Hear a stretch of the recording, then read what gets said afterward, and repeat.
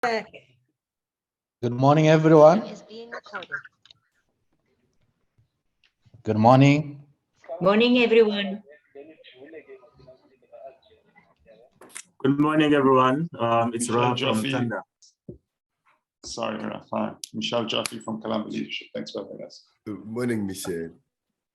Good morning, everyone. Margaret Farad, Global Teachers Institute. Thank you. Morning, everyone. It's John Twishime from Kids Heaven in Ibinoni, Johannesburg. Morning, John. Morning. Let's go.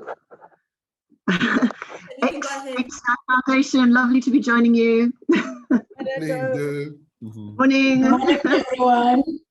Here we go. Morning, everyone. My name is Andy Slatotsa from Umtati Training Project in Makanda. Hi. Morning. Morning. Morning. I'm Jacob Matakanye from Musina, from Missionary Advice Office, right in the border of Zimbabwe in South Africa. Morning, Jacob. Good morning, everyone. I'm Julia Stark from the Parent Centre in Cape Town. Good morning, everyone. Stephen everybody. Rubich, I'm Deneb Helen. Investments. Good Good morning. morning, everyone. I am Hi, Sinetiema Stephen. from College of Magic, Cape Town.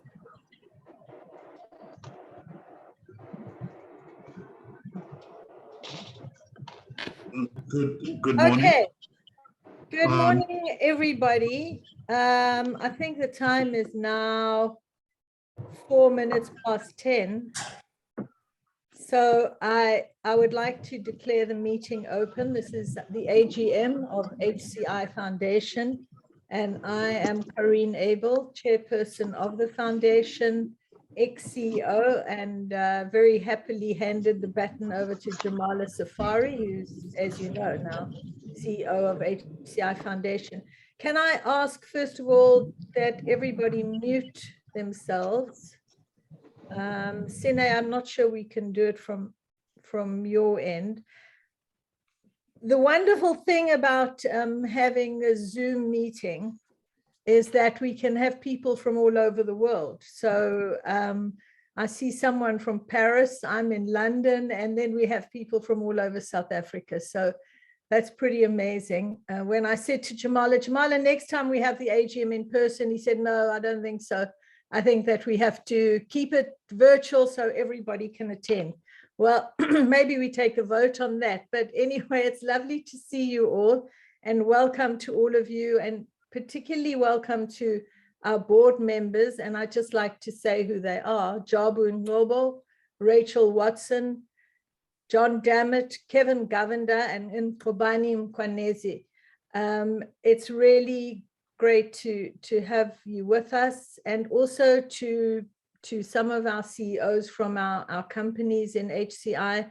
And I saw Khalik Sharif here, so welcome to you, Khalik. And if there's anybody else, welcome.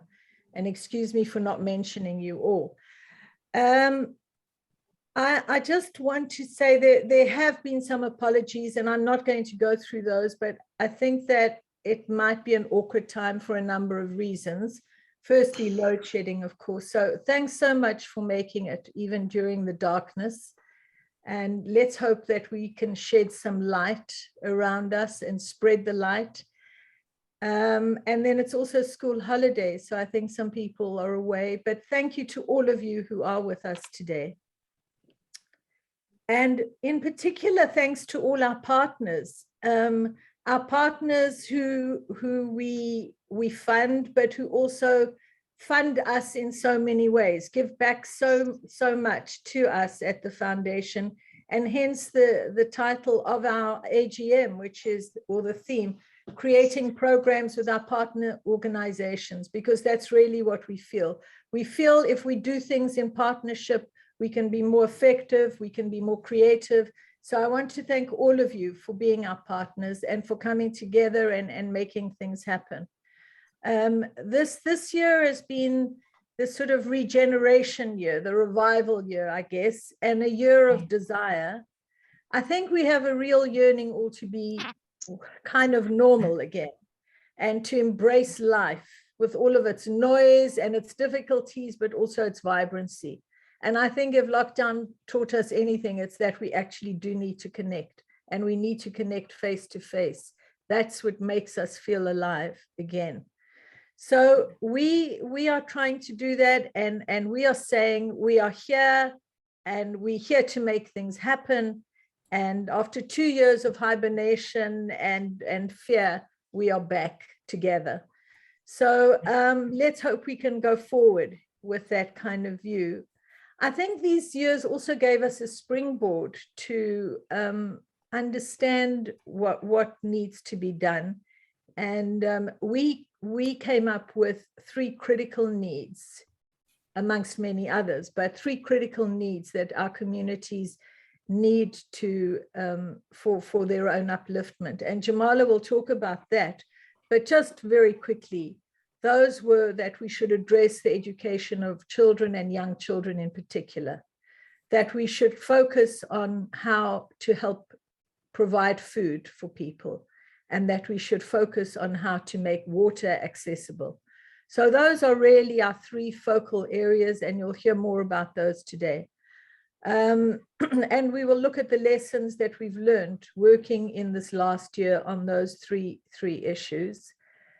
So this has been an incredible journey that we've embarked on, and we do that with organizations that care deeply and who are willing to learn continuously. I think that is the biggest issue, is that we should be learning all the time and do things differently based on our learning, based on what we understand. So for me, that's the way forward. And I hope for all of us, let's continue to try new things, to do things differently, and to keep learning from where we've made mistakes, and just be excited with life. So I'd like to welcome, first of all, Jamala to talk to us. I think he's at the start of the program and can fill us in on the details. Welcome again. Thank you very much, Corinne. And really thank you for giving that broad overview, perhaps introduction. And for everyone, I mean, it's, as you said, it's quite a thing when you're doing this during load shedding, but thank you very much for everyone for making the time. So it's always a great pleasure and honor to be part of the foundation AGM. This is the 3rd one we're doing, and we're doing it online. We are bringing together our grant beneficiaries, our current and former bursary recipient, board members of the foundation, board members of HCI, staff member of HCI and HCI Foundation, and a lot of our friends of the foundations are here. So thank you very much all for joining us. The year 2022 saw a gradual rebound of social and economic activities with the easing of COVID-19 related restriction across the country.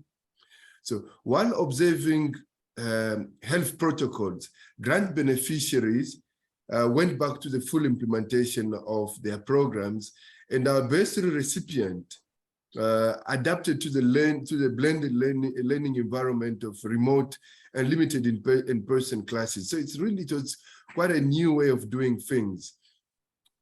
And it wasn't smooth sailing. I think we needed flexibility and agility in order for ourselves and our beneficiary to adhere to our plans and objective of the year and be able to achieve our expected outcomes. So we are proud of our achievement, and more particularly, those of our beneficiaries. They produced excellent results, far exceeding our expectation, and this despite the COVID-19 related restrictions. So I will touch on perhaps our results today, but what I said I should perhaps look at is to touch on a few metrics, just to give you a full picture of perhaps what the foundation has done for the year, our reach and impact. So I will share a screen quickly with you to show you some of the metrics of the foundation, and that will allow me to take you through our discussion for the day. Let me just try to share here. Just try to share.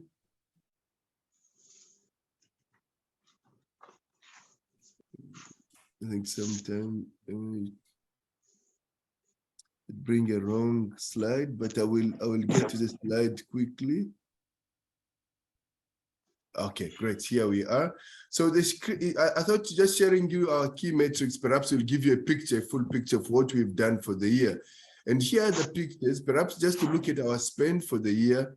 We spent 28.6 million rand, and if you compare to the previous year, you'll see actually there's been a significant growth. Last year, in the year 2021, we spent 23.6 million rand.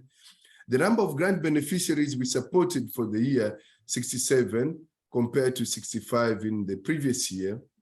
Number of community organizations that benefited from our community transport support program is 60 compared to 17 in 2021. And this particular growth is really because of the easing of COVID restrictions. In the year prior, it was difficult for organizations actually to do the activity. In 2022, I think with the easing of the restriction, organization could now again get buses from Golden Arrow and be able to transport their beneficiaries to their event. Another area I want just to speak about a little bit is our bursary program, where you can see there is a gradual decrease in the number of students we've supported for the year. For the financial year under review, we supported 157 students compared to 203 students in the prior year. What you'll notice, and if you can remember from my previous presentation last year, well, there's been a continuous decrease in the number of bursary recipients we are supporting. And this is really by design, is a strategic move we have made, because previously, in 5 years ago, a bursary program used to be our flagship program. We used to support 950 students across the country. But with the government's introduction of free higher education for poor and working class families, now we no longer have to be in that space. Government is giving bursary to almost any undergraduate student who they've qualified for our bursary program. And therefore we have left that space, and we are now focusing on honors and postgraduate diploma students who we know are struggling to get funding from government and also from the private sector. So you will see, I will allude to this a little bit as I move on with the presentation. The number of graduates for the year is 102 graduates. So that's the picture in terms of our reach perhaps this year. And I will go back just to speak a little bit about what the impact of decreasing our bursary spend has had on our other initiatives. There are 3 initiatives that have emerged as our growth area for the past year, and namely our Excellence in Early Childhood Development Program, the Sustainable Food Security Initiative, and Access to Clean Water Program. Of course, a lot of the funding that we have invested in these programs have come from the decrease of our spend in the bursary space. And as I speak, I thought maybe for this particular event, I should focus more on the first year of implementation of these 3 interventions, which are all taking place mainly in rural areas. So I will start with our Excellence in Early Childhood Development Program. We all know that by 5, the brain of a child is fully developed. So as a country or the nation, we've got a short window period to influence how that brain is developed. So we know access to quality early learning is critical for the development of every individual. So access to early learning, if we fail to make access to early learning possible to children at an early age, the cost of such a move is quite high for our country and for the future of our nation and for our economy as a whole. So that's why we believe it's imperative for us to invest in ECD early on as a way of ensuring a successful future for our country and for our children. Over the year, we supported many organizations to deliver accredited enrichment training to practitioners as part of our capacitating the sector and strengthening the delivery of quality early learning. We've done it for quite a number of years, and a lot of the organizations here really were part of such initiatives. However, with time, we've realized that training of practitioners on its own is not enough. So to ensure measurable and sustainable impact, skills training must be accompanied with after training support, mentoring of practitioners, monitoring and evaluation, as well as tracking of the impact of programs on learners over time. So it's critical to say we're not just training, but really we're supporting what we do after that, and we are monitoring and evaluating, and we are tracking our learners with time. So together with our ECD organization, we have developed a model that we believe, if it's implemented, it will ensure that there is access to quality, transformative early learning program provided by skilled, passionate, nurturing, and imaginative teacher in an environment that is conducive and stimulating. And the program itself, we call it Excellence in ECD Program. I remember when we were discussing the name of this program, there were quite a few names that we put forward.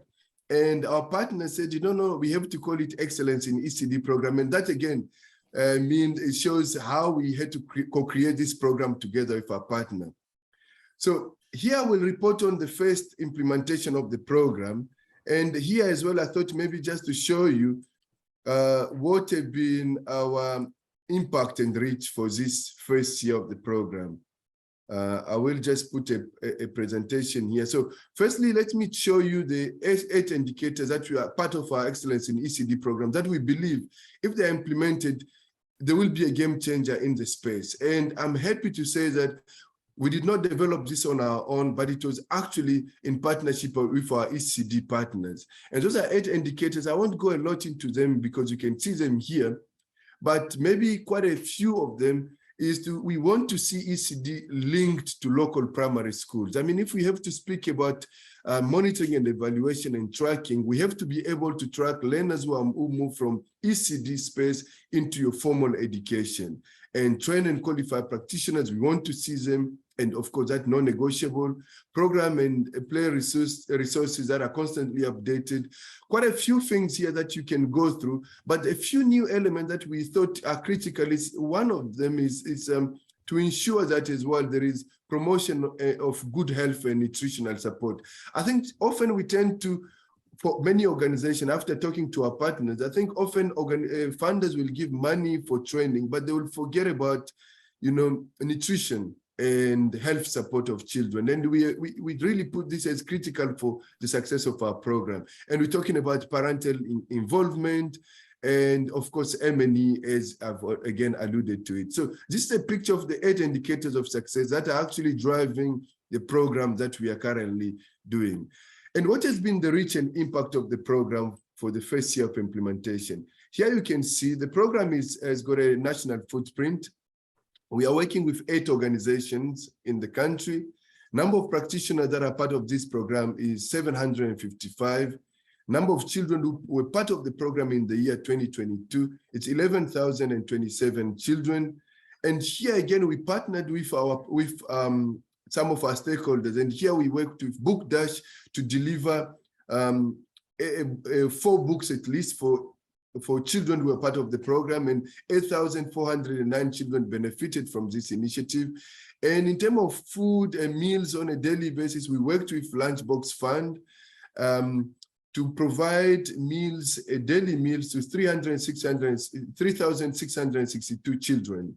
And how did we work with only this number of children for this program with Lunchbox Fund? We worked with ECD centers that are not receiving government subsidy for food. So that was the criteria. And I have to say, well, partners, when we reflect on this, I think many people will tell you what has been really the impact of now just having books in the hand of children and in their families, as well as just having food on a daily basis. So that on our Excellence in ECD program. The other program I want to touch on quickly, I'll stop sharing here. It is our sustainable food security initiative. And the aim of this particular program is to make rural communities food secure. How did this program come to be? This program it became our exit strategy from the food relief campaign that we had with e-media in the year 2022 during the tough lockdown. And of course, we gave food parcel to communities. But of course, we came to realize really like hunger is prevalent in our communities, and we have to do something much more long-term to address it. So we came with this idea of starting a sustainable food security initiative, which will empower and support households to produce their own food and generate additional income from the sale of their farming surpluses. So currently we are working with 5 partners in rural communities in KZN, in the Eastern Cape, and in Mpumalanga. And these partners, who will speak later on here, they help us to design, develop, and implement this program. Really, it was bottom up. It wasn't like we came with the idea. Of course, we believed like this was critical, and our board said this is the area where we should invest in. And what we did was just really to bring our partners together to help us design this program. What I should report on, it has been really a successful program. We invested 2.4 million rand in the first year of the program, and the combined total value of the produce that we got for the first year is 4.6 million rand. So it has been really a fantastic, successful program. Here, let me just share again here, some key metric on the program. I think sometimes just visual are better than just talking. What has been the reach of this particular program? So here it is, it's got a national footprint, 5 organizations. How many community gardens we had in this particular program? 58 community gardens. Number of household gardens, 256. Number of farmers who are participating is 884. The size of land we've got is 46 hectares. Number of direct beneficiaries, 924 households, and these are households that are getting nutritious food on a daily basis, on a regular basis, but they are also indirect beneficiaries. And here we're not talking about people who receive donation and so on. I just wanted to show you as well this picture in terms of the value of the produce for the first implementation of this program.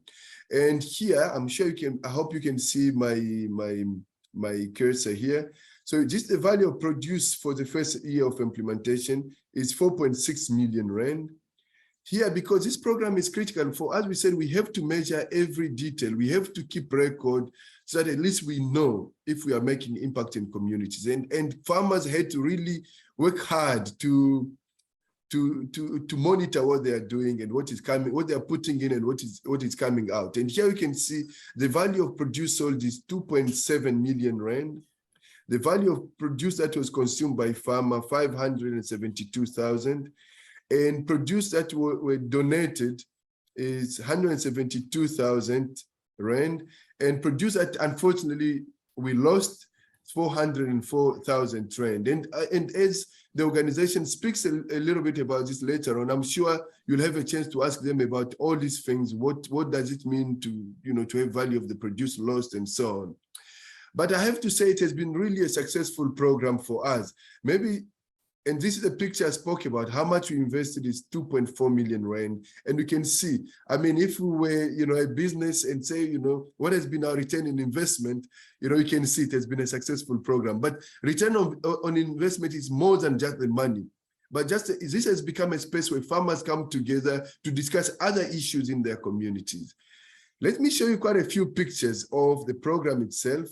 So here you can see on my left side here, you can see a farmer, and this is well, maybe I can say chairperson of this particular farming group here, and they meticulously keep record of what they've produced, what they've sold, and so on. You can see here she's showing what the numbers here. And it's interesting, actually, most of the farms, the chairperson are actually women. I think we're quite happy about that. And here there are some pictures that I will show. Here on my left again, we've got children. Here is during school holidays where children are coming to join their parent, to do harvest and so on. And I'll just show you this big picture. I mean, who won't be happy to get this kind of beetroot in their farm? So these are pictures that I just wanted to show you about the program. So I will just stop there, maybe just to touch on the third initiative, and that will be the last initiative I will speak about here, is our access to clean water program. And here again, the aim is to make rural community water secure. I think we all know water is life. You know, you cannot survive without water. And access to sufficient water is one of the necessity in life. And we know it's a constitutional right. But what we have realized, and maybe however, many rural communities compete with livestock in accessing water from open sources. And often these open sources get dry during drought. And the other element that we have seen is that often, you know, water work is really left to women only. And women have to walk far, long distances and often on difficult terrain to go fetch water. We know the water often is not potable. It can spread a lot of diseases. We know as well, I mean, when people don't have water, I mean, how can they grow their own food? So it's really, those are hardly, you know, good conditions for striving individuals and communities. So what we did in the year under review, that we worked with our partner, Innovation Africa, an organization that brings solar, water, and agricultural innovation to rural communities across the continent to help us address water shortage in rural villages. And one particular initiative that we've completed, I'll just share again, just to show you pictures of one rural community where we have completed the project, is in Chakweme. Chakweme is in Lwazi. Let me put it under presentation mode, under Lwazi. And the picture speaks for itself. Here, on my left here, you can see the picture of typical a source of where people usually go get water. So these are the open sources that I spoke about. These are typical places where they go get water, and you can see it's not hygienic. And after I work with Innovation Africa, here in the middle, Corinne and myself there, and the community and quite a few others actually celebrating, and it's a celebration, I have to say. I didn't put a lot of pictures celebrating now the initiative, and here on my file, right, you can see the solar panel, the water system that we put forward. And this water, this water is quite, I would say, and I have to say, it is quite a sophisticated water system. Why I say it's sophisticated? So it's a solar powered borehole. It's got a capacity to provide water to the entire village, and the village has got 4,500 people. It was built by local communities, and it covers a space of 4.5 kilometers. So there are underground pipes all over. It uses solar, and it's remotely controlled. So we can pick up if there is any issue with this borehole. It has changed the lives of community there. We've got 11 taps spread across the community where people can get water. So that's really an initiative, 3 of our initiatives for this year that I wanted just to share with you. And just to speak about going forward, so what we have learned from this, I think the success of all these 3 programs is because of the approach we have taken. The approach has been really bottom-up approach, where we collaborate with our partners. We work with them, they help us. I mean, they've got the knowledge of the community, they've got the know-how. We work with them to identify a challenge and to try to find a solution, and together with the communities that will benefit. So going forward, early childhood development, sustainable food security initiative, and access to clean water program will continue to have to become significant areas of focus for the foundation. So they will receive significant investment and attention going forward. And we hope we'll be able to achieve lasting and measurable impact in this area. Our approach here is to do it in a very systematic way by working with identified partners and community for several years. And we hope by doing that, we'll galvanize much more support and allocation of resources from local and national government, and hopefully as well other grant makers will join us so that we can be able to address this initiative and other existing and emerging need in these communities. So that's it for me in terms of the initiative that I would love just to report on as this particular AGM, and I'll leave it maybe to everyone. If there is any questions, we can take questions. And our partner, I mean, Corinne, we've traveled to launch the borehole, and we've got Malusi and everyone here. I'm sure if there are questions, our colleagues here from the foundation and some of our board members will be able to maybe chip in and respond. But thank you very much, everyone.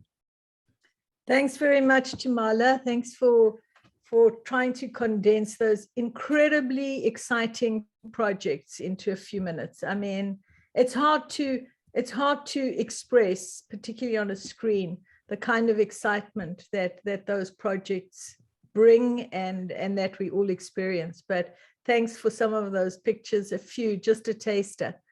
If anybody wants to ask any questions, I think we'll do it after the financial. So we'll give you time just to digest that information a little bit. And if anybody ever wants to visit a project, be in touch with Jamala. We're happy for you to come and visit and see what we're doing. I think that we've had people come from all sorts of places and all sorts of organizations who've been unbelievably excited when they come and see the project.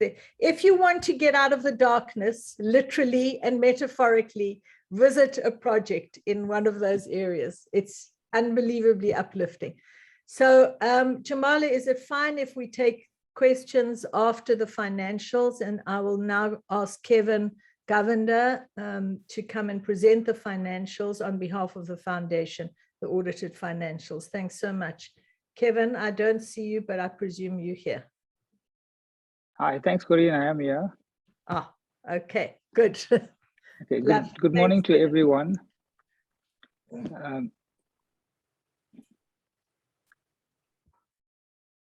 Good morning, everyone. It gives me great pleasure to present the financial statements this morning. Morning. The financial statements are for the year ended 31st March 2022, and we have an abridged set that's been presented that's on the screen there just to make it easy to read. The auditors for the foundation have given an unqualified audit report, and everything is all fine and good with it. The page that we wanted you to look at is the financial statement of financial position, which is our balance sheet. As you can see, our assets that we have, the investments that we have in the foundation, comprise a total value of 304 million rand, and this has increased slightly from last year, which was 298 million rand. And these investments were severely decimated during the COVID period, which went down to about 100 million rand, and we were very worried whether they will recover. But fortunately, coming out of COVID, they've picked up quite nicely and strongly, and they continue to do so, which makes the foundation's future much more sustainable going forward. The rest of the balance sheet merely shows what other assets that we have, and we have a loan outstanding from HCI due to the fact that we had sold some of our hotel shares to them, which they will pay us, which they have paid us in April, just after the year end. And other than that, we don't have many liabilities in the foundation. The next page is the profit and loss statement. The profit and loss statement reflects some revenue that we've got, which is 106,000 rand, which is interest income that we received during the year. And the operating expenses of the foundation comprise 4.3 million for the year, which is pretty constant with last year's number. Very little increase in that number. Our project expenses for the year were 24.3 million, slightly improved than last year's 19.3 million. And then we have the gains on the investments due to them recovering coming through in the year. So if you see, last year we had a big gain in our investments of 133 million as they recovered. And this year we've got another 83 million in the value uptick in the investments, which have now grown significantly since the COVID pandemic. We had a net surplus, net of the gains, which was carried into the capital of the foundation. The next page is just a statement of changes in equity, which just show the movements in the capital of the foundation, mainly showing the gains coming through and building up our equity position that we have in the foundation. Our cash flow is the following page. The cash flow statement just shows the total amount we've spent on our projects, 24.7 million for the year. It then shows how we funded those projects. As you can see, we took a loan from HCI during the year to fund it. Subsequently, we sold some of our shares, and accordingly, that's how the the projects were funded during the course of the year. The last 2 pages are just the detailed income statement that breaks down what we've spent our money on, and you can see the operating expenses is there. Then we have all our project expenses, which list all of them down. Our bursaries, 4.1 million that we've given in bursaries, community transport program, development and enrichment, a whole host of all our programs, which comprise our total amount spent of 24.3 million on projects for the period. And that's our financial statements. The last page is just the specific campaign purely for, the last page is just the food relief campaign that we did. Very little money has come through, which is this campaign is now being closed, wound up, and whatever's come in, we've just distributed that money. That's just an additional document presented with the financial statements. Other than that, those are our financial statements. And if anyone wants to look at the details, that they are available from Jamala, and he can send you a full copy if anyone wants to have a look at that. Thanks, Kevin. Thanks. I know that the finances don't often elicit a lot of questions or comments. So I'd like to just ask you, Kev, if you can just share, because I'm not sure that people understand how we have our money. We don't fundraise. So if you could just comment on how our money, how we have the money that we have. Yeah, the history with the foundation is that there was an asset base in the foundation, which was previously called the Golden Arrow Foundation, that was then taken over by HCI when HCI acquired ownership of Golden Arrow. It was a very small asset base, about 70 or 80 million rand left in it. That asset base was significantly increased about a year after that due to a generous donation made by 2 of the executives of HCI, Johnny Copeland and Marcel Golding, that made a donation into it that helped improve the asset base that took it to around 300 to 400 million rand. So that's been the asset base that we've had over several years. And the foundation in years prior to COVID was able to live off the dividends from those assets. And the assets were largely shares in HCI that we had. Subsequently, we disposed of the shares in HCI, and we went and invested them in shares that would produce more dividends, which was the hotel investments that HCI had, as well as the oil and gas investments. And when COVID hit us 2 years ago, all of those investments had stopped paying dividends. They were severely impacted, and it put us under a lot of stress in that we couldn't fund the programs that we had. So fortunately, HCI came to the rescue to assist us with loan funding during those years. So we didn't have to sell our hotel shares and many of the other investments at very low prices, and we were able to continue with the programs, albeit on a restricted basis, for the last 2 years of the COVID pandemic. Now that we are out of the COVID pandemic, our investments have recovered. We have made a disposal of one of our investments, which is the hotel shares, where we sold some of it in order to continue funding the programs, as well as pay back HCI their loan.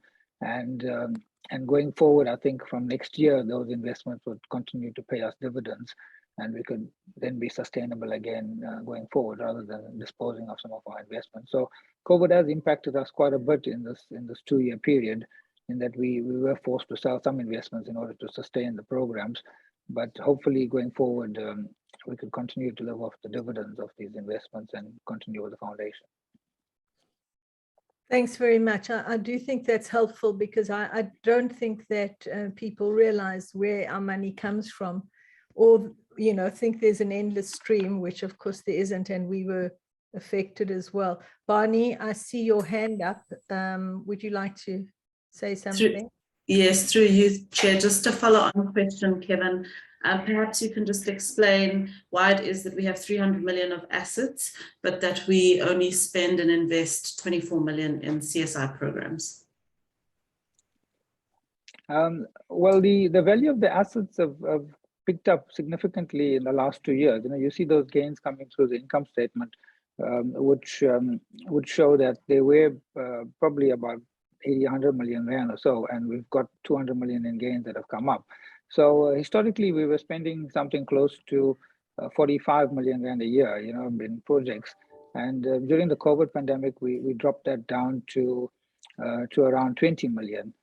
We've picked it up slightly now this following year to about 24 million. The reason that we spend that kind of money is that we don't want to decimate our asset base by just selling off assets in order just to fund programs, and then the foundation has a limited lifespan.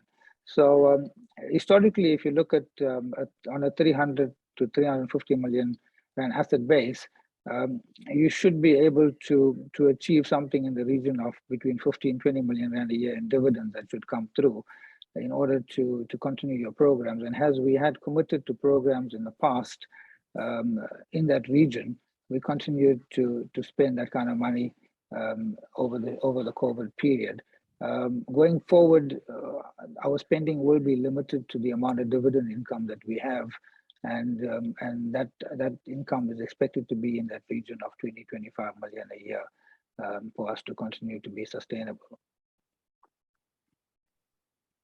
Thanks, Chair. That's all from the chat group. Thank you. Would anybody else like to ask any questions? And the floor is open for Jamala to be questioned, or Kevin, or anybody else. So I'm not sure that I can see everybody. And so if I don't call on you and you've raised your hand, please jump in.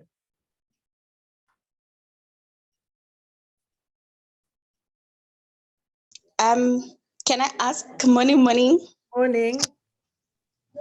How are you? Hi. Is this Matibela? Yes, that's Matibela. Good, Matibela. I've got a quick question here. I just want to know when are we gonna get our fees paid? Because it says July, but I don't know which date. Hi, Matibela. Let me respond to that quickly. We have released your payment already. We released payment last week. So you should reflect in your account maybe this week or the following week. All right, I'll keep on checking. Thank you, Say. Okay. Dineo. Okay, good morning to everyone. Good morning. I'd just like to ask about, say maybe someone has an idea of a program that could be run by the foundation. How is one supposed to go about all of that? Like, who am I supposed to speak to regarding this? Because I'm not even certain if it would be something that you would look forward to funding. I'm not sure at the moment. So I'll let you answer, Jamala, but I just want to say before you answer that, we mentor our students as much as possible. And it's, I think one of our obligations is to mentor those people who would like to start projects as well. And so even if you have a project that maybe the foundation doesn't fund or will not fund, it's still a good thing to have those conversations with anybody at the foundation. So Jamala, I'll hand to you now. No, you've responded to the question. Thank you. So the point is, Dineo, you can ask anybody in the foundation. Jamala, Malusi, Fadila, Sinatemba, Sheila. I guess those are, have I left someone out? Jamala? No, I think in terms of programs, that's the team. Okay, Yeah. good. Michelle? Can you unmute if you want to ask a question? Michelle Merrifield? Good morning. I'm sorry, I forgot to unmute. Thank you for this wonderful presentation. In the past, you were also supporting program for orphan and vulnerable children. My organization is broadening. We touch environment, education, so normal general skills and everything. And I'm wondering, because your focus now seems to be on water, early childhood development, and bursary. And I'm wondering if even if we do not focus on that, would you consider people who touch a bit of everything? Because we actually touch all these subjects, but we're not focusing on only one of them. So I would like to know your position on that. Thanks, Michelle. Jamala? Yes, Michelle, thank you for that question. Although I focus my presentation on the 3 programs, we're still funding other initiatives. So those are like our growth areas. And I wanted just to present it to everyone, but we're still supporting orphan and vulnerable children. We still support youth and skills program. So Michelle, you are always welcome to get in touch with us. I think the good thing about the foundation, we are really very much open to questions, to engagement, to discussion. Please share your ideas with us and we'll guide you on the best way we can work together if it's possible. Thanks, Jamala. Thank you very much, Jamala. Good. Any other questions? Yes, I'm not sure whether you can hear me or not. And Gleba, we can hear you. Yes, thank you very much. Good morning, everyone. I'm very happy for the presentation that you have explained, Jamala. Thank you so much. And I mean, at Pauline Pope Foundation, the ECT is running good, and we have been just looking for. We're suffering in the side of nutrition, and yeah, food, lunchbox, food security will be much appreciated. But I just need to check whether we can. Hence, we are also assisting disabled people here. So they are very interested to have a farming, the garden. So I'm just checking how can I maybe squeeze them in to be able to participate on that. And I'm not sure whether I'm in a good platform to say this. During the COVID-19 pandemic outbreak, most of the organizations stopped helping us. And even the transport support grant from HCI went down. So we are facing a very difficult situation in terms of feeding, and we are wishing to ask any partner here to help us if maybe they have got buses that are left in their operations. And I also need to check once again if maybe it's possible for the organization, which is HCI, to explain more about how to apply for bursaries, because we are also giving support to postgraduate students here at the clubhouse. But yeah, so I'm not sure whether you got my questions correct, but I think I have explained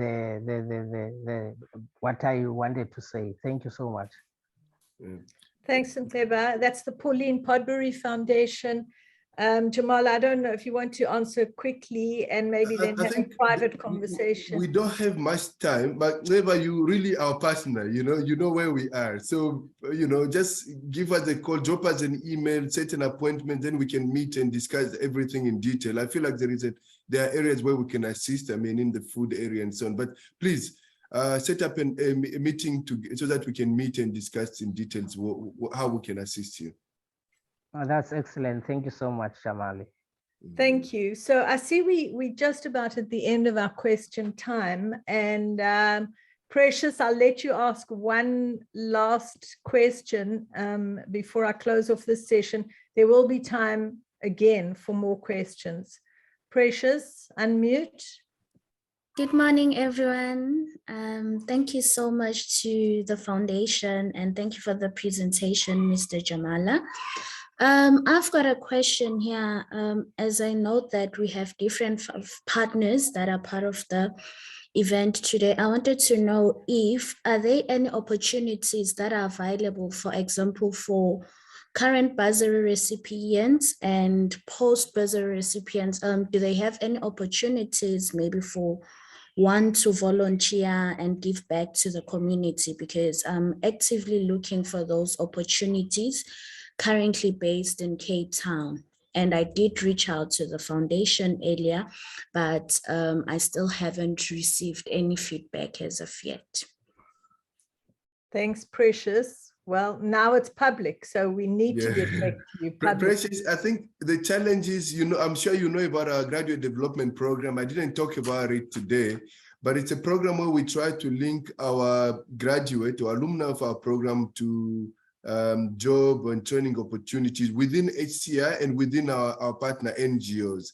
If we haven't got back to you because nothing really new has come up, but I think the good thing is you put this public. Here we've got a number of organizations spread across, Western Cape, the whole country. So if anyone has got an opportunity for volunteering, an internship, please reach out to us so that we can put you in touch with Precious. Thank you. Thank you so much. Thanks, Precious. Thanks for raising that. I think it's a good place to make that public and say, here I am, I'm available. And that's what we encourage in all the people that we work with, is to make yourself available. I just want to clarify something that Malusi has drawn my attention to, just to reiterate on the money. When we say we have 300 million in assets, that if we were to spend all that money, we would have no foundation left.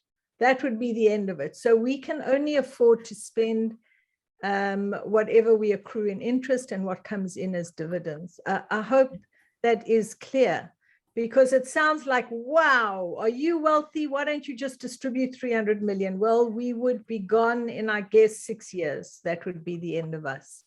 So, it is a question, and it's an ongoing question for those of us at board level, where we say, how do we sustain ourselves? I mean, I think as organizations, we all look at sustainability.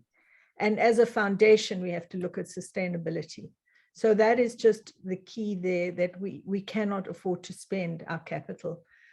Michelle, is it urgent? You wanted to ask something?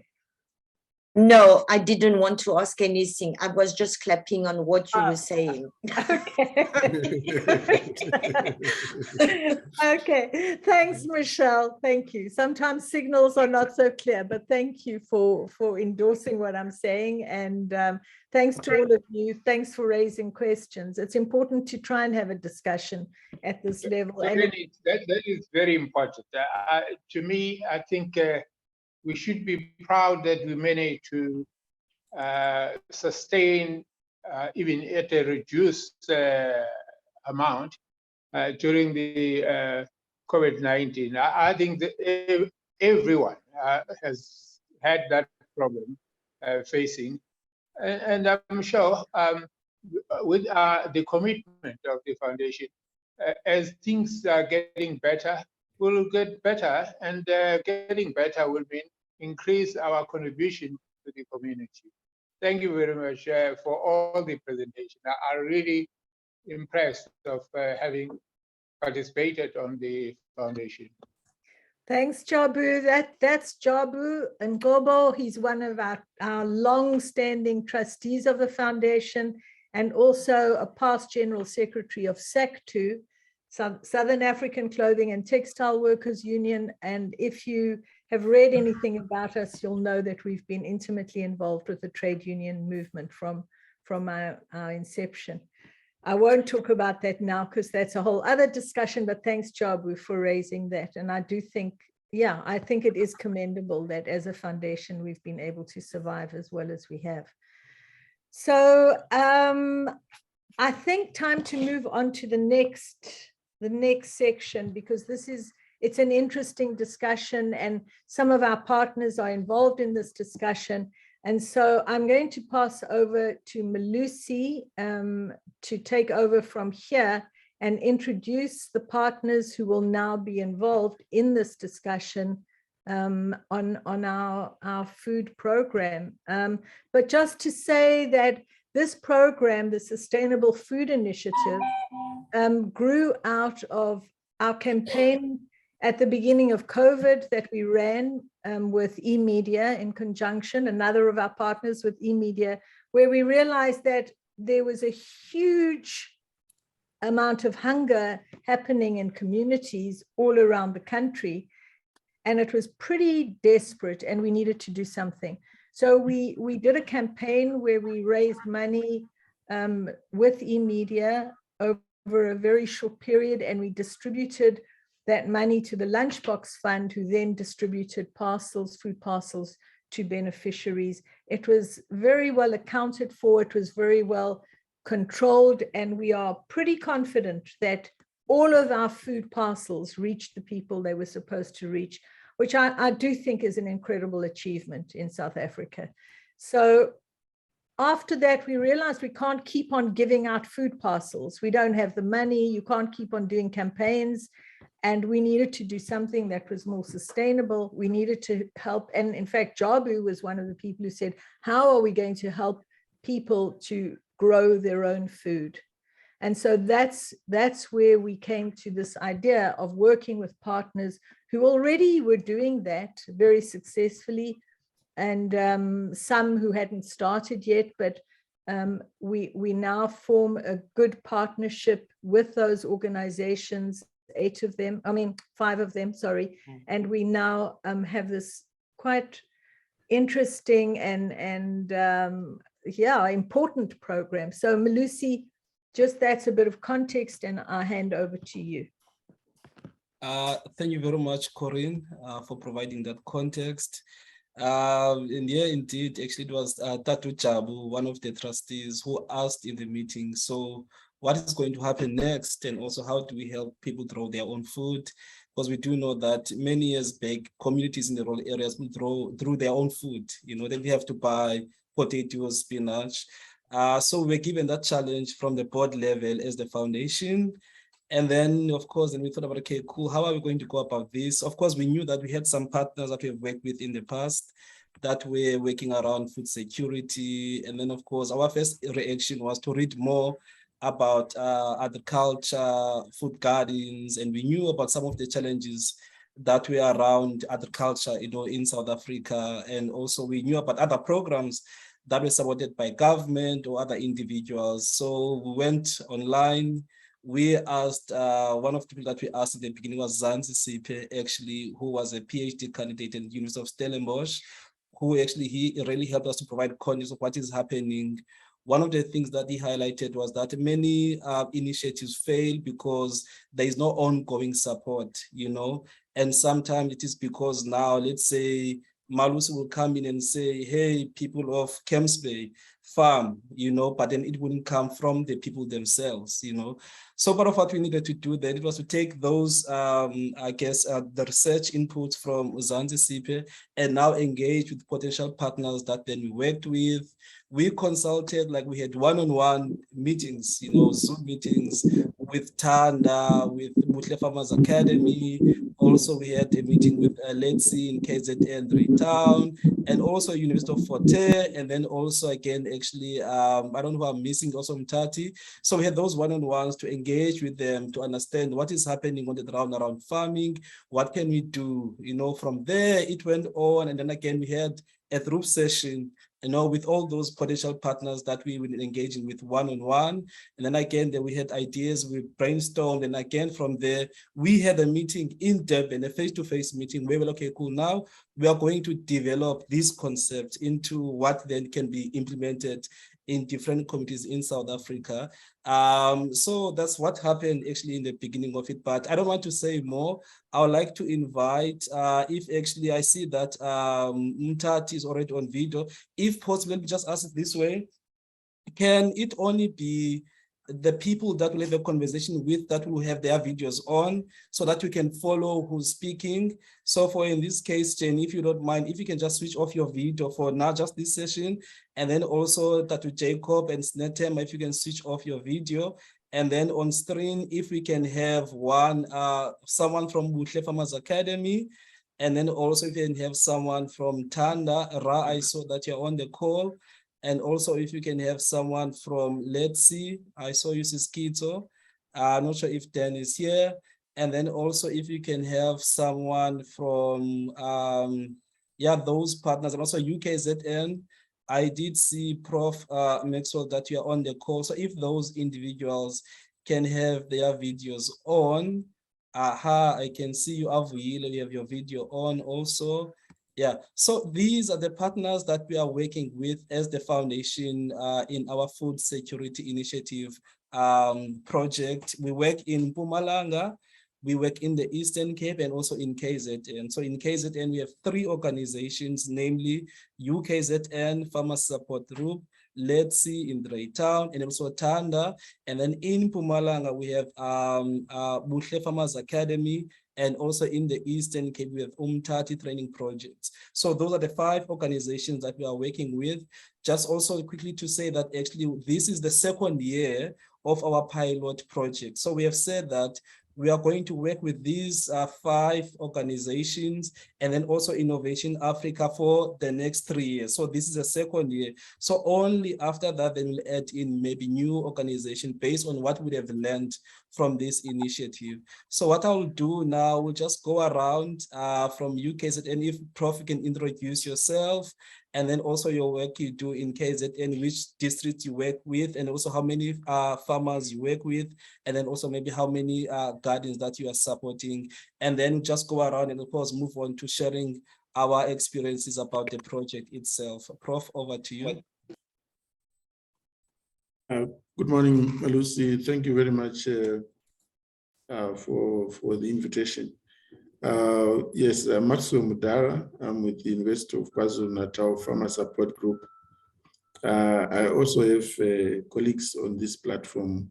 I've got Avrashka, who has just moved, but is still very supportive of our activities. And then I've got Nopai Mkize, also who's coming in to stand in for Avrashka. We work in 2 districts and 2 municipalities in KZN. This is in Musinga local municipality, which falls under Umzinyati, and Okashamba local municipality, which falls under Utukela. We work with community gardens with an odd 500 membership across those 2 areas. The groups produce food for their own consumption. Mostly women, maybe 99% or is made of women. They are beginning to realize some surpluses. So the issue of markets that Jamala has been talking about is a big graph in his presentation, is picking up in our groups also in KZN. But what we are mostly, I think, very appreciative of is the fact that women are able to fend for themselves without having to ask for money every day from the husband who might be in Joburg and even if he's living in the rural areas. But still, this issue of just going to ask for money for food and so on, when you can actually just go and get your fresh vegetables, besides they are nutritious. And we have seen also that they are quite become resilient in these times of price escalation, inflation. And we also had problems, for example, during the riots where people could not travel, and particularly during COVID, when people could not travel and there were restrictions and so on. But when you build farmers that can even produce their own seedlings, and in some cases they can store their own seeds and produce, then they can isolate themselves from the pressure that you see coming from the disequilibrium that we're seeing in the economy. So that's where we find at least joy in this project, and that joy is also expressed by the women from these groups. Thank you, Melusi. Thank you very much, Prof. Now, Avuyile, can you please introduce colleagues from Umtati Training Project in Makhanda? Good morning, everyone. My name is Avuyile Bika. I'm working at Umtati Training Project Trust as a training coordinator. With me, there's my colleague, Mrs. Andiswa September. Umtati Training Project Trust is based in Grahamstown in the Eastern Cape Province. We specialize in food security, and we are working in the municipalities that are around Grahamstown, that are 200 kilometers away from Grahamstown. These are Zampe Municipality, Makana Municipality, Buffalo City Municipality. And currently, as Umtati Training Project Trust, we are supporting 8 community gardens in food security. Our aim is to improve access to nutritious food locally. Also, what we do is, and we also have, sorry, on top of those 8 community gardens, we are currently supporting 175 backyard gardens. So what we encourage our beneficiaries is, as they have these community gardens where they sell food so that people who are around the Eastern Cape can get food at affordable prices, they should have their own backyard gardens where they will, so that they do not eat from their community gardens. So we encourage people to grow their own food, to sell the surplus, and we also do bartering systems so that people do not have to spend money in buying everything that they do not have in their gardens. If your neighbor has the pumpkins and you have some maize growing, you should not just give away. You should do barter systems so that what your neighbor doesn't have, you also have. So we also just do not make people establish gardens. We do follow-ups. We monitor them to make sure that they do not just establish gardens and just stop. Because one thing that we've noticed is that once people establish gardens and then we don't follow up, the gardens die. So what we do is to train them, after that we monitor them to show that they are making progress. After that, we ensure that we secure markets for them so that they know where to sell their food once their food is ready. Thank you so much. Thank you very much, Avu. Also in this conversation, we'll share with you colleagues actually what were the indicators of success that we developed together with the 5 organizations that then helped us to track the progress of the project. And also, sometimes it really helps when you know what you are working towards right from the beginning, as opposed to figuring it out at the end. So thank you very much, Avu. And I would like to call on Zamo from Farmers Academy. Can you please introduce yourself, your organization, and maybe a colleague that might also on this call from Buhle Farmers Academy?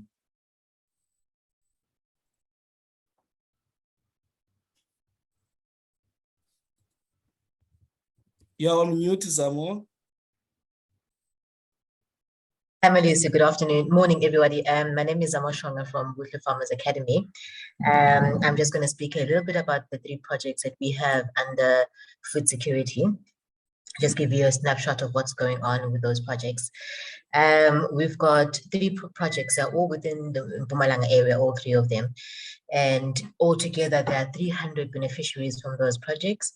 There are 22 farmers who farm in cooperatives, and varying in size and also experience as well, given that some of them have been farming a little bit longer than others.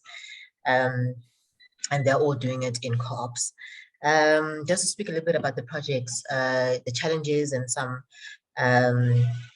highlights from last year. Market access was a huge issue for us last year. and also a challenge. Our farmers would access the markets, but they were struggling to retain them, especially the former markets and the demands of the former markets. We had several conversations with HCI on introducing them to people like Hello Choice and others who could assist them to engage better with markets, but they are getting better at it this year. Whether we know, whether we believe in global climate change or not, it either rains or it doesn't rain. When you're a farmer, you're either paying for rain or you're paying for rain to stop. Like, you know, it's diabolical what farmers go through. But so some of them no rain, some of them too much rain last year, and also at different parts of the year. So we are encouraging them to keep records of everything, including rainfall patterns in their particular area, because even just 5 kilometers, the rainfall and weather patterns could be different just 5 kilometers away from your own farm. And therefore, having historical information that tells you what happens on your specific farm is useful for decision-making in the future. Disease management as well is also part of what's been happening with the weather, but they've managed past that as well. We've given them additional classes and additional training on that.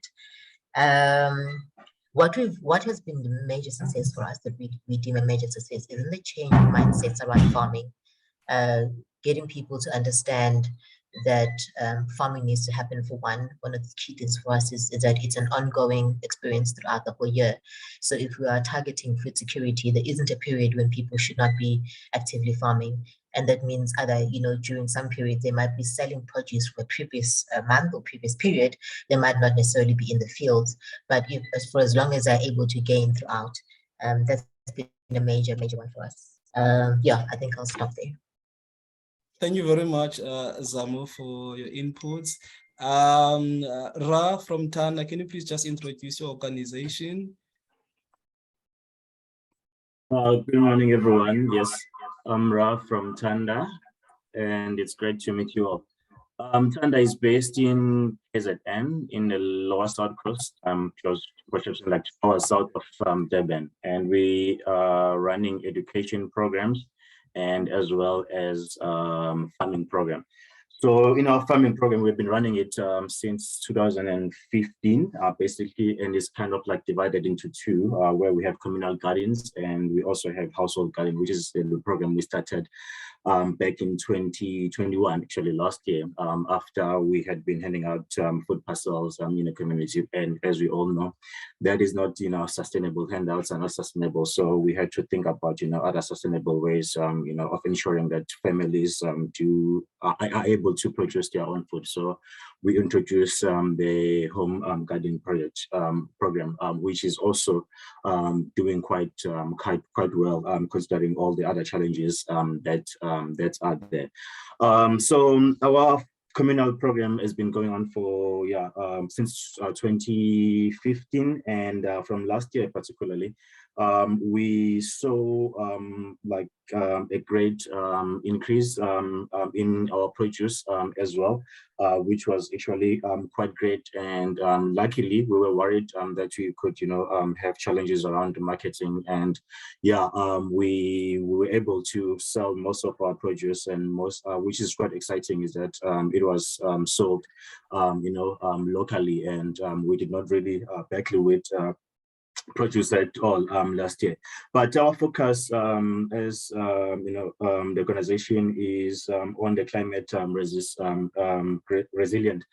Since over the past 5 years, pretty much every year we experience floods every year, and it does have some impact on our farms. So we right now working on the plan, working with other aspects in looking into what can we do to ensure that when floods come again in the future, at least our farms don't get damaged. So things like waterways in farms, all those kind of things that we're not paying attention to in the past. Now we find ourselves in a position where we have to think about these things, because we know each year we're going to have floods that sometimes wipe out everything from our farms, and we're quite lucky last time that not really so much damage happened. But the way it looks like it's coming, you know, so we have to be ready for it. That's our like biggest focus. Same as, you know, working on the manual as well. Since we've been running the program for these years, we have learned, you know, a couple of things along the way, and we're working with Buhle's Farm Academy on that manual. That is also our focus for this year, and we will be hosting you guys on the 21st of July as well on our food in Daba. So we are also like getting ready for that. So yeah, that's just as we have about 137 farmers that are supported by SCI in across 8 different farms. Yes, cool. That's, yeah, I think that's all I've got. Thank you. Okay, thank you very much, Ra. Yes, on the 21st of July, there will be a food in Daba that will bring together farmers in KZN and then also our partner organization. So we'll all be in KZN on the 21st of July. Thanks for that reminder, Ra. Kitso from Letcee, can you please just introduce your organization and maybe a little bit about the farmers that you work with, and just that, and then we'll carry on with the conversation. Thank you. Good morning, everyone. Kitso Marachelo from Letcee. Letcee is an organization that our core business is actually in ECD. But over the years, we realized that child development, if we are to look at it only from a learning or education stream, we actually not developing the child fully. So we looked at a holistic approach, and one of the things that actually drove us to that approach was the fact that there were quite a number of malnutrition cases among our ECD kids. Hence, we ended up saying, like Ra was saying, that they were doing a lot of food parcels, but that was not sustainable. We also had that program, and still, we were still having lots of malnutrition cases, and we have to go back to the drawing board and say, where exactly are the gaps? And then we had quite a lot of interest from communities where people were saying, we really have land, but we need support in terms of how we can actually start our gardens and all that. Some were even gardens that has existed before, but over the years, they actually lost a lot of interest in farming. So yes, from 2015, we started really focusing on community gardens, largely. At the moment, we have 25 community gardens. Letcee is in KwaZulu-Natal. We're based in Greytown. Greytown is actually in the Midlands. That's where Greytown and Letcee can be found. Yeah, we have big 25 community gardens that we working with at the moment, and numbers are actually growing, Malusi. We have 3 more that have just started around April, and yeah, we're looking forward to reach 30 at least this year. So one of the issues really with our community gardens is that land is not an issue like it is in maybe in other areas. In our rural community areas, land access is not an issue. They just have to communicate with the induna or the chief of the area, then access is granted. We operate mainly with unemployed women in those rural areas. And there has been a little bit of improvement from last year. Towards the end of the year, we have seen a few men joining the gardens, and mainly their contribution when they started was to act as chairpersons, and me and my stubborn mind, I refused. I said, no. We can't actually allow women that have been running these gardens from 2015 now to adopt chairpersons as male.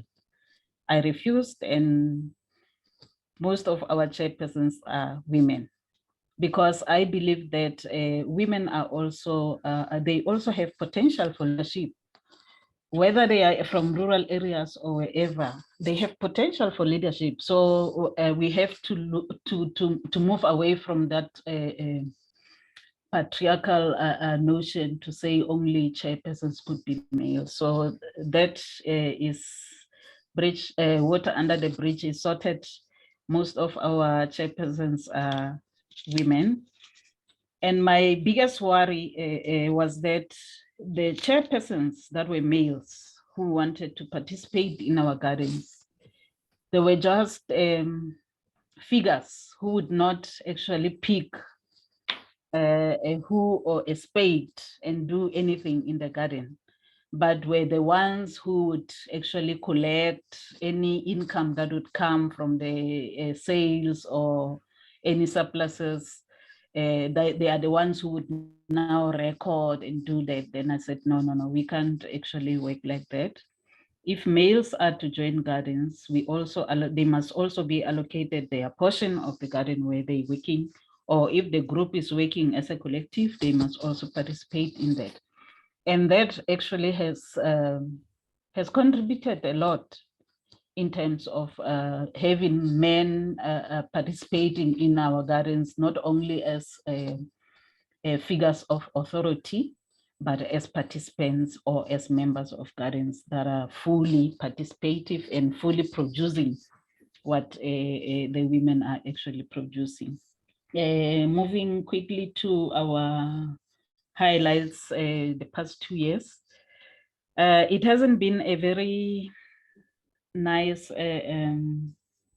ride for us. If you would remember, last year, we were hit by quite a number of challenges, such as the riots or the looting that happened, and our members were really affected, but they have risen out of that. And then just as we were being hopeful, because one of the biggest challenges that we really have in this area is our access to water during this winter season.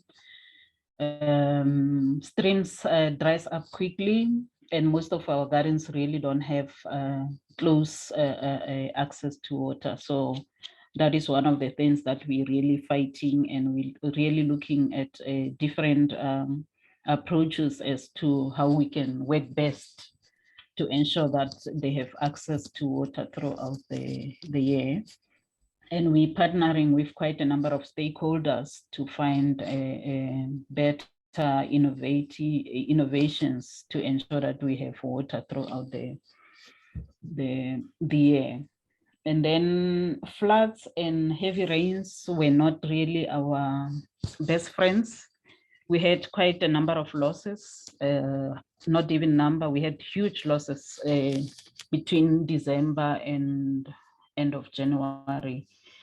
So from February for us, it was more like we starting all over again. Some gardens, yes, they were very lucky. They were minimally impacted by the floods, but there were those that were completely eroded. So they have to start all over again. And yeah, things are happening as those who are in our group will see. Most of our gardens have picked up, they are producing again. I think the only challenge that we will now face as we are in the middle of winter will be less water that will actually hamper the growth of our plants. But in a nutshell, that's what we're doing at the moment. And we're also looking at a lot of information in terms of helping those gardens that do not have access to water during dry seasons to look at crops that can actually survive or that can be successfully grown during those dry seasons and that really need minimal water. So our focus now is to say out of the 25, we have about 5 that have close proximity to water. And what happens to the next 20? We wait until September, mid-September to have rains.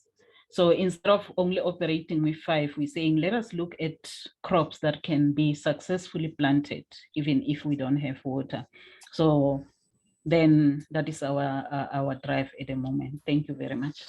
Thank you very much, Sis Kitso, for your input. I really like your point around women and their role and actually how you are dismantling patriarchy in the context where you work in. That's an interesting point. I hope maybe we can hear more from others like Zamo and others, maybe from your side, like what has been the role of women in with the farmers that you work with. But before we go there, I just want to bring it forward that actually some of the indicators that we agreed upon in 2020 when we're planning this initiative with the 5 partner organizations, we have said that actually together as a collective that farmers should be active year long, as it was said earlier on here, and that actually there should be improved access to nutritious food locally. And then also actually farmers should be self-reliant, confident, and knowledgeable.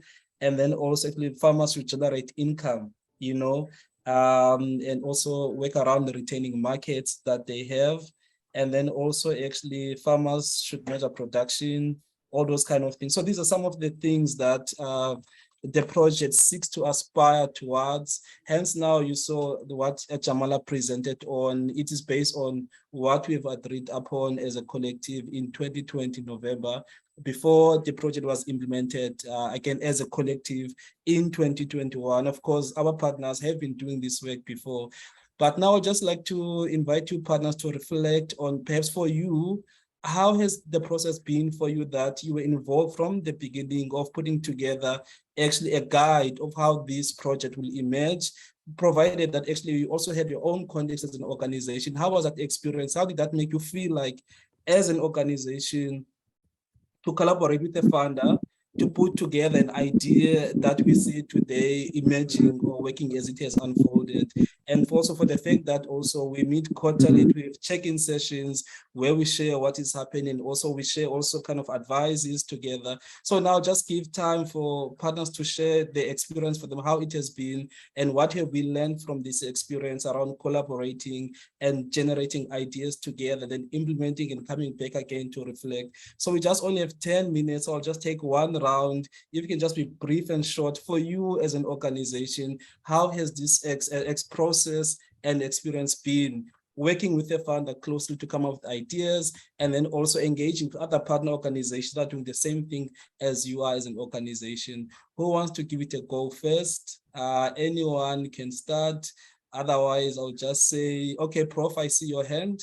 Okay, please go ahead, Prof. Avrashka, I saw you are also online. Over to you, Prof. Yes, thank you, Malus. Avrashka is stepped out now, and we appreciate your presence.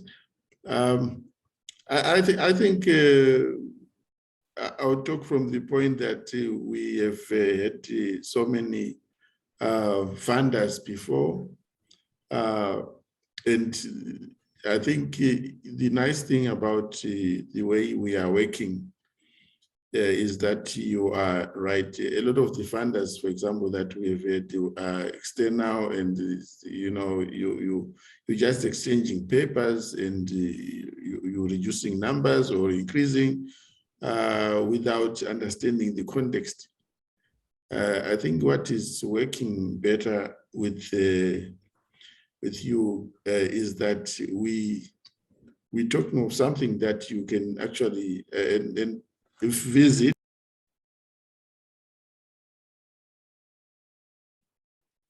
Okay, I think we have just lost Prof. I hope you'll be able to come back again. Zamo, I did see that your hand was up. Do you maybe want to share your own reflections as being part of this collective? Thank you. Hi.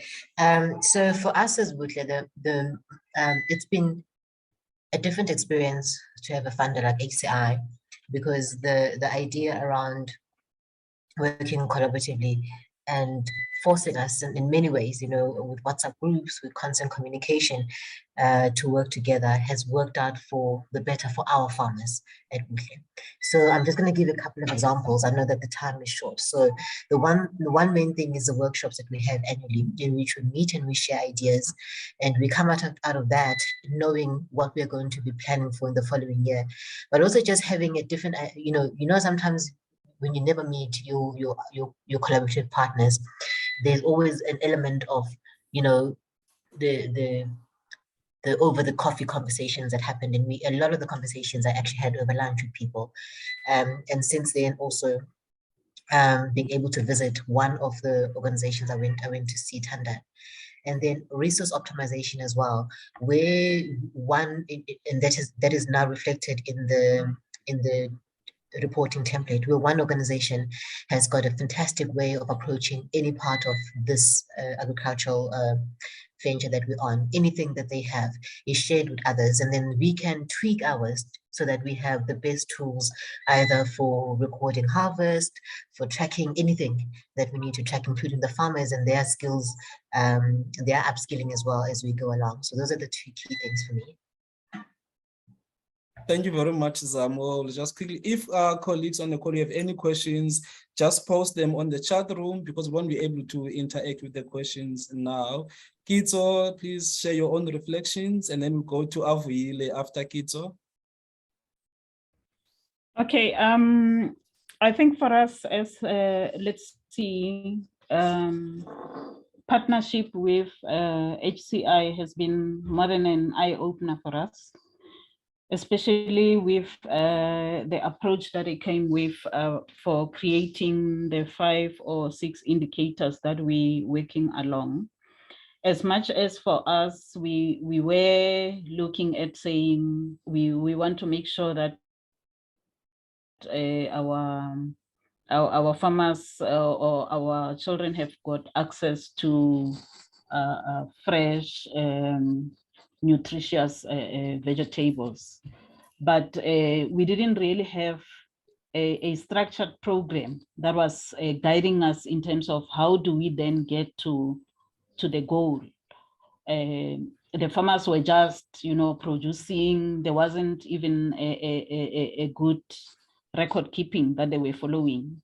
And the partnership with HCI and other partners within the partnership has really helped us a lot to restructure our program and to have a better direction so far. Thank you very much.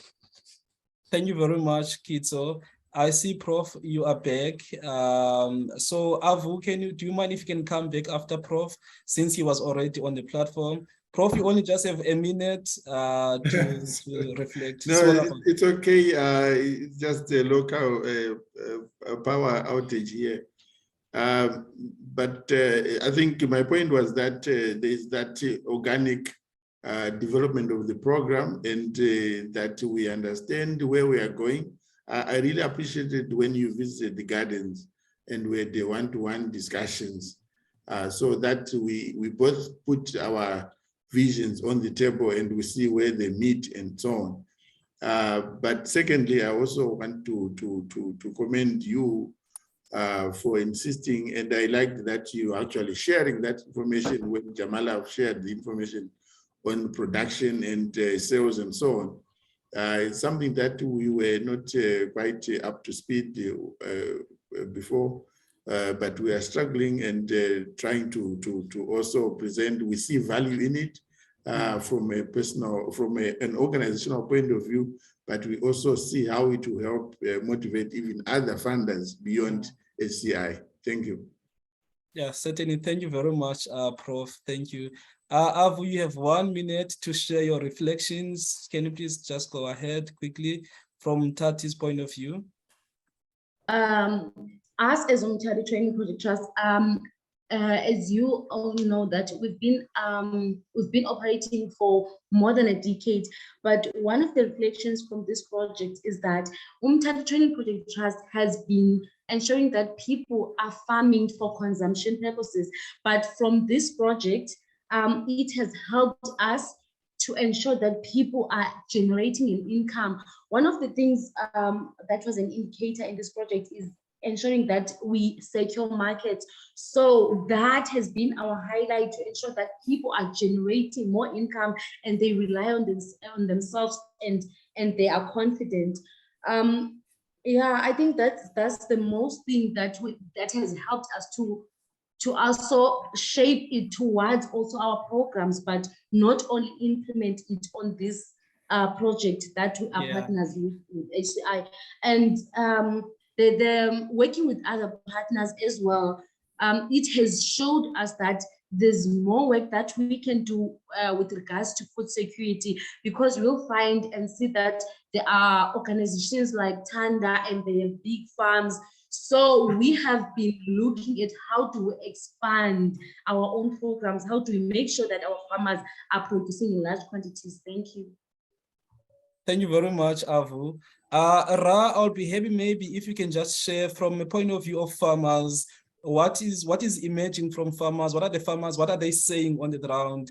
What are their experiences around farming, and also how this has kind of impacted their everyday lives and their households? Cool, awesome, thanks, Malus. No, the farmers, we've been working with them for quite some time now. So it's been years. So we have really built a good relationship with our farmers. And what is really amazing is that, you know, through the support of HCI, we've been able really to increase the production pretty much every year with our farmers. So that is, like, you know, exciting on its own, because that really ensures that there is food on the table in the household, and the excess, the farmers, they are selling it. At first, the main, which still remains the main goal of the program, is really to ensure that we fight, you know, food insecurity in our community. And now, like in most of households, more especially those that have members participating in our program, I mean, you hear stories like the cabbage that you see in the farm. It's actually not a cabbage. It gets converted into, you know, another staple food, because it gets sold. Then they buy, you know, a rice, they buy, you know, maize meal. And so when you hear stories like those, and the farmers saying they were able to buy school uniform for their kids, you know, to be able to go to school, and they always, you know, there's always money coming, like even because most in our community, like most households, they are relying on government grants, and most households, their annual income is like around 15,000 rand, and there's an average of what, 6 members in each household. So if you do the math, you can tell it's really not much, you know, to survive with, like, for the whole year. So being able to make extra cash and being able to afford, you know, some household essentials, it's, you know, it's something that is really, I'll say, like, exciting, and it really shows, you know, that we are moving into the right direction, you know, with our, I'll say, like, with our fight, you know, for our fight against, you know, malnutrition and food scarcity in our area. So yeah, those are the stories that we hear from the farmers, and they are quite happy now. And this year, as an organization, we decided to more like separate our farms into like 3 categories, basically, because their level of production is not the same. You know, some are subsistence farmers, and some, they are subsistence farmers, but they have quite a bit to sell, and others are farming for, you know, commercial purposes. They just want to, you know, make as much like money as possible, and those, they have much bigger land. So we'll see how that is gonna, you know, go this year, because our focus now is also going to be, we're going to shift our focus as an organization. So like we are going to, all our trainings, to the farmers are not going to be the same. So those who are commercial farmers, our trainings are going to focus mainly, on being a commercial farmer, and the subsistent ones, we are going to focus the trainings on, on being just like, subsistent, like farmer, like on the basics of farming. So yeah, it really is, exciting each year, and we are in winter now, which is like our season really, to produce. Like we know, in winter, that's when we produce the most. So our farms, they also look great right now. So yeah, Okay, there's sorry, I'll just have to step we in. have harvested more than 3 tons already, like in a period Okay, of 2 I don't weeks. think Ra can hear me. So you'll see, guys, when you get here, we're quite excited. Sure. We're also like, looking forward to learn from you too. Thank you very much, Ra. I'm sorry to have to step in there because of time and also load shedding at the same time.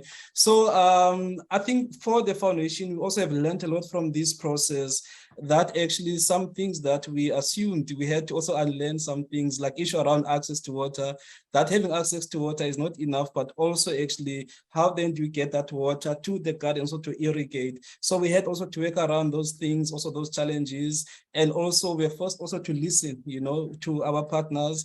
So thank you very much, everyone who's been part of this process. We continue with the process. This is not the end. This is year 1, and now we're going into year 2. And also the big thing, what I'm picking up from partners is that actually working together also serves as a source of inspiration, because also we get to exchange ideas and also ways of doing things at different organizations, but also we have learned new things from each other. So I'll end it right here and pass it back to Corinne to take it forward. And again, if there are any questions, just post them in the chat room. Partner organizations will also just share or respond to your questions. Thank you. Thanks very much. Thanks to everybody. I know that it's hard to end where we did, but Malusi, before we actually move on to Lwazi, and Lwazi, I hope you don't mind if we just take a couple of minutes of your time. I would like Abraham from Innovation Africa to talk about the water project, because it totally ties in with what we've been doing. So Abraham, if you are there, maybe you could just say something quickly about the project we've been involved with in regard to water and solar powered.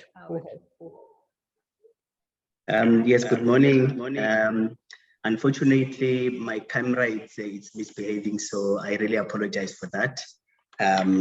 But very quickly, my name is Abraham Gobeni from Innovation Africa. We were fortunate to be partnering, of course, with HCI to do one water project at Kwageme village in Hluhluwe. I'll just briefly give an overview of how the project is being done, or all our water projects, how we do them. So the first stage in any water project which we do is to engage key stakeholders of any village. We would engage the traditional leaders, the municipality, and any other stakeholder within that village.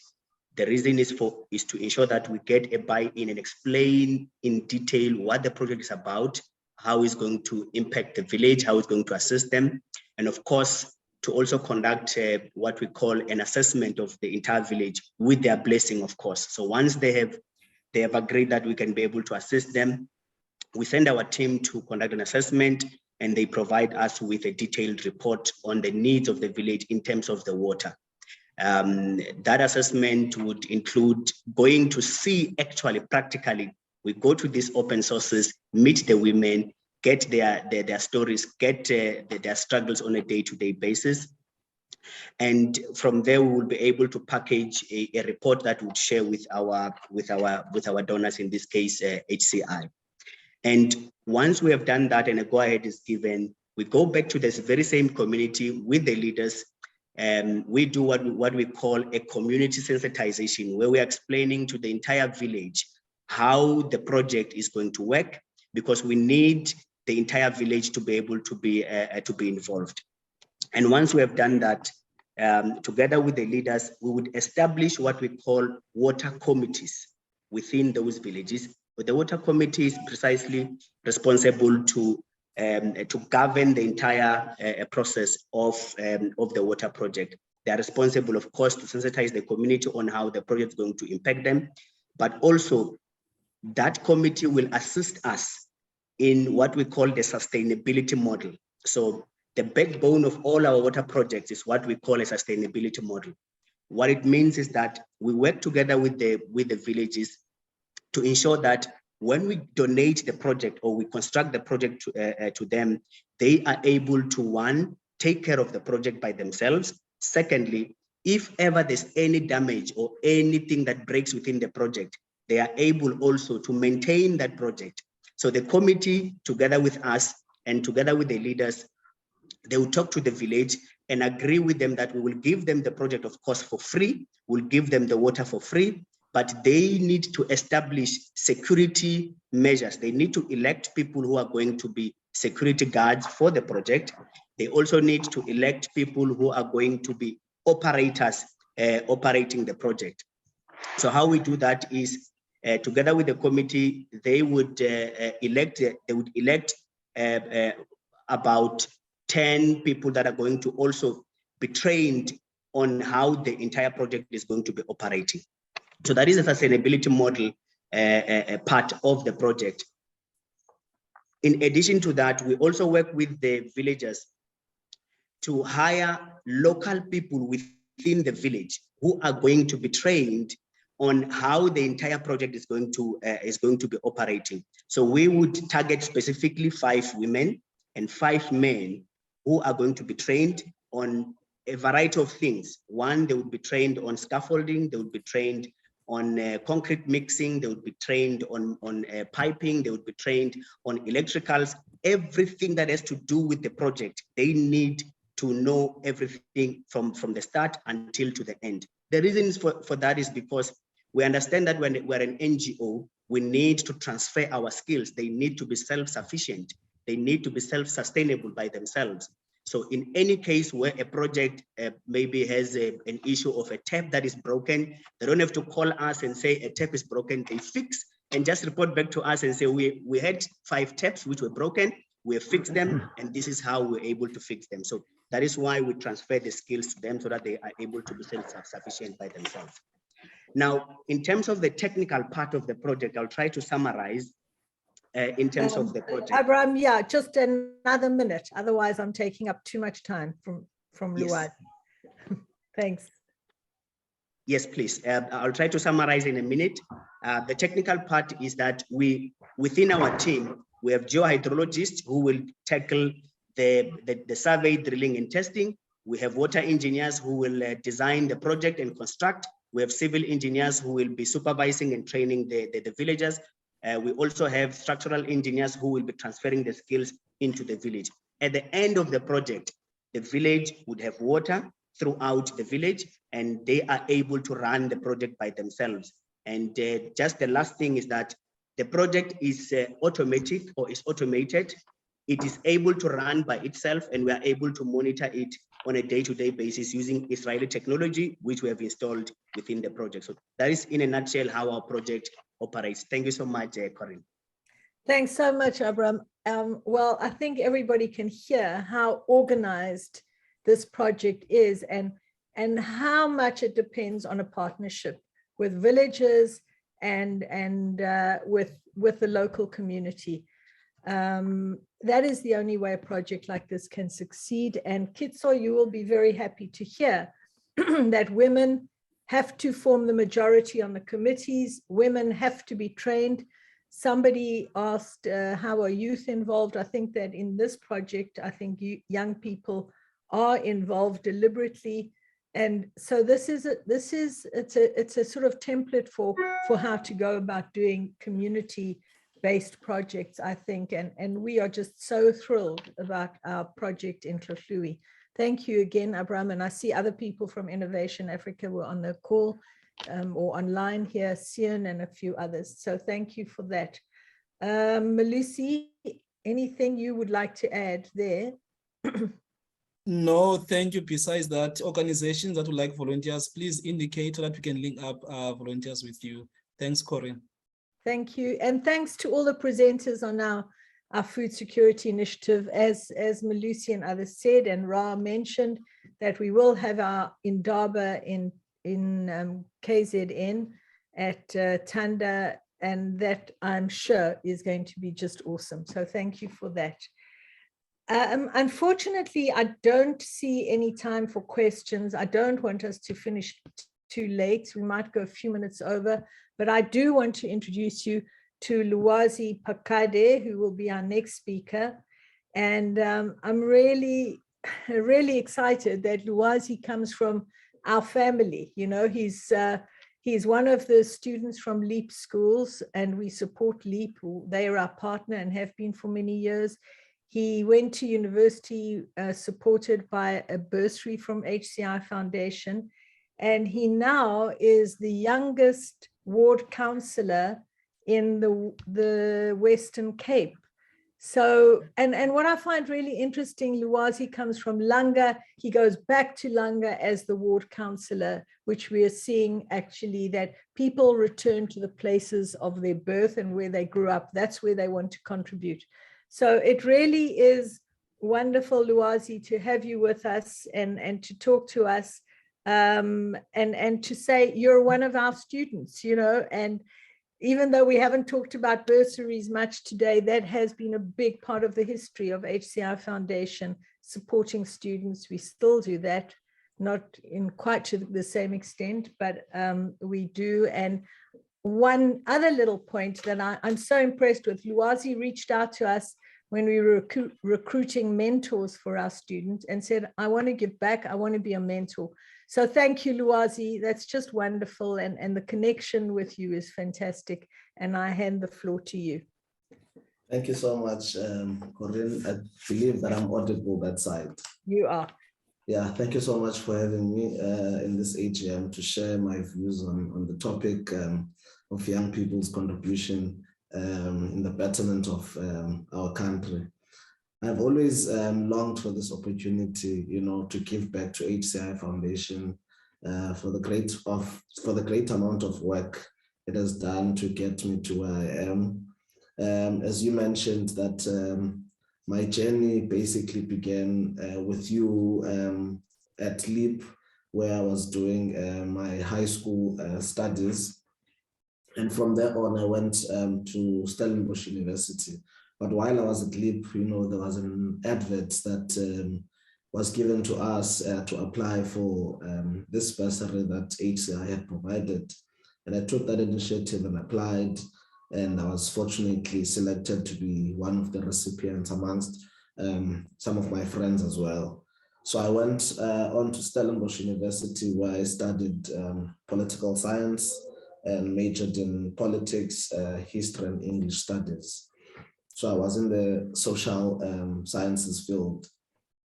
And had this not had happened, where HCI had intervened, it would have meant that NSFAS could have only been able to pay a portion of the cost of my tuition and living fees and you know, food fees. And then there would be the remaining balance. And that is where HCI came in handy throughout my studying period in Stellenbosch and assisted in that regard. So I'm truly grateful to the foundation and to the partners of the foundation for the great work.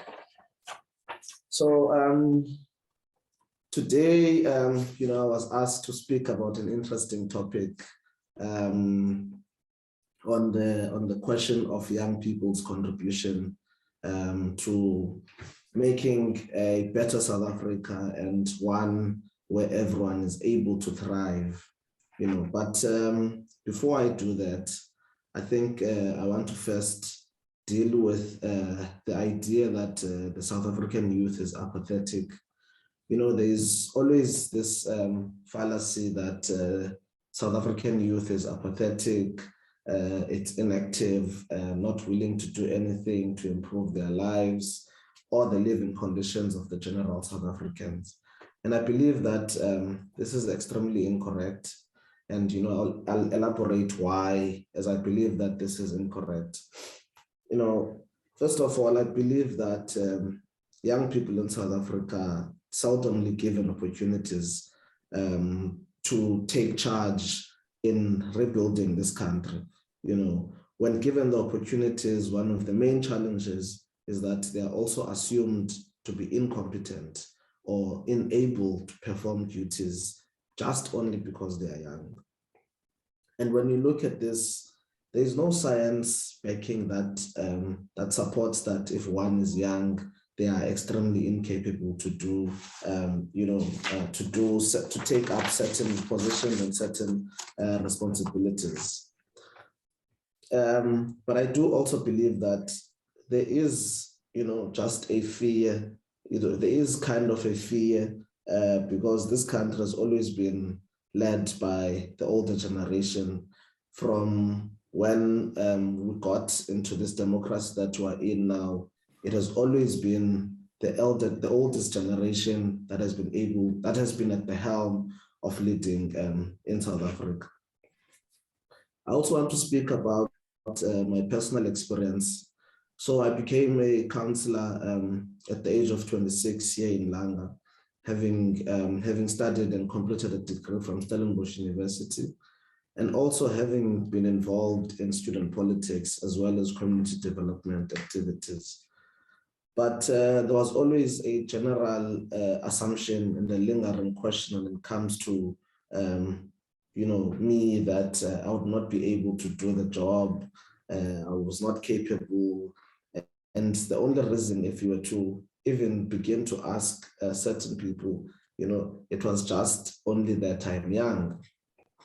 So every day with the work that I do here in ensuring that there is service delivery in the community, that we develop the community, develop skills of young people, we create opportunities for people that are unemployed.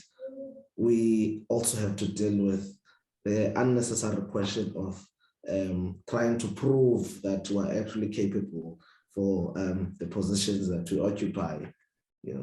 So the average age of a ward councillor before I came into this position here in Langa was around 60, between 60 and 67, and you ask yourself, that maybe perhaps it was right for people, or it's okay for people to assume that I would not be capable because they come from this history of having been led by older people. There is fear that young people come in, they will change a lot of things, they will switch, they will turn the community around, people's heads will be upside down, and it will just be a mess and will cause havoc.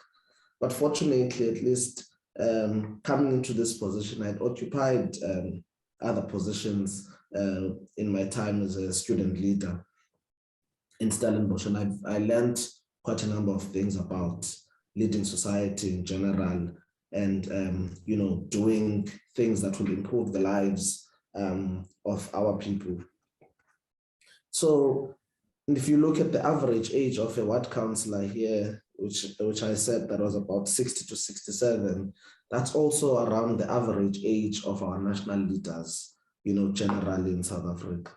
And it begs you to ask yourself a question of, I mean, I've never been 60 or 67. I'm still only in my 20s, but I do assume that at the age of close to 70, one's preoccupation is, getting a nice retirement, ensuring that they spend most of the time with their kids, all of those things. But with us young people, our preoccupation is with creating a society and creating a society which will also be able to benefit from at a later stage, and bringing new ideas into this society of ours that will also be able to follow up through time, So I just thought that it's firstly important, before we get into other things, to just deal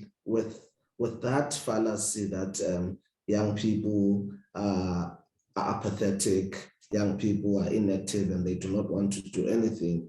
The truth of the matter is that young people are not given exposure. They are always asked for so many years of experience when it comes to applying for jobs. And you know, this is a barrier to entry for young people to contribute in the knowledge economy of South Africa, but also to contribute in bringing solutions to the problems that our country currently faces. I mean, if you look at most of the executives generally in our country, you'll find that it's fairly, you know, older people, you know, but there will always be a question of where are young people? And this question is funny because it's also asked by these people in the executives when they themselves have the opportunity to get young people and put them, you know, next to them in these positions, at least so that they're able to learn and be given opportunities. And the only way you are going to be able to get young people to fully participate in building a thriving South Africa is if we give them these opportunities, you know, and we work with them side by side and not just push them aside just on the basis that they're young. I also dealt with the question of the fear for change, you know, that there is that general fear that when it comes to young people taking charge and taking leadership, that they will just, you know, willy-nilly change things around, they will be irresponsible and all of those things. And that is not necessarily true, because also with the positions that we're holding, or that I'm holding in this position, there are checks and balances that one cannot just take any decision. You know, there are checks and balances that are put there to ensure that the community is able to keep councillors accountable for the decisions that they make and for, you know, any changes that they would want to bring into the community.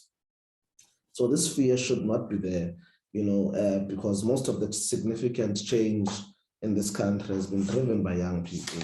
You know, if you go back as early as 1944, with the formation of the ANC Youth League, which is a youth wing of the ANC, that later pushed into the ANC to adopt a new radical plan of action in 1955, which later led to the creation of the Freedom Charter. It was young people who came into that time to force the ANC of the time in the 1940s to change its strategy so that it could fit the challenges of that particular time. And it was also young people in 1976 it was the youth of 1976 as well, who managed to push the government of the time for the disbandment of the Bantu education system and the removal of Afrikaans as a medium of instruction.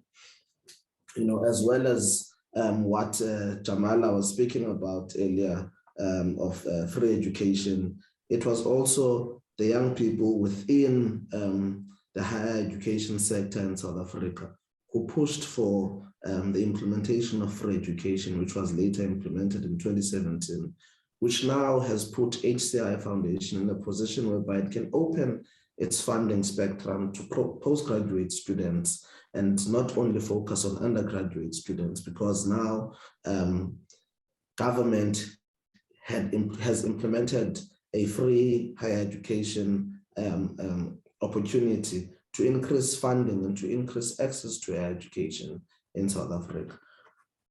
So this goes to show that young people, I won't be too long, Corinne. I understand that time is not on our side. I won't be very too long. This also goes to show that young people, given the opportunity, they'll be able to take this country forward, you know. And just as I'm about to conclude, I think one of the main, everyone always asks me, look, what is the advice that you give to young people who ask you how can they change things, or, you know, what can they contribute in creating a better South Africa? And I always say this, that in as much as we ask to be given opportunities, we live in a time whereby we see that no one is going to give us opportunities.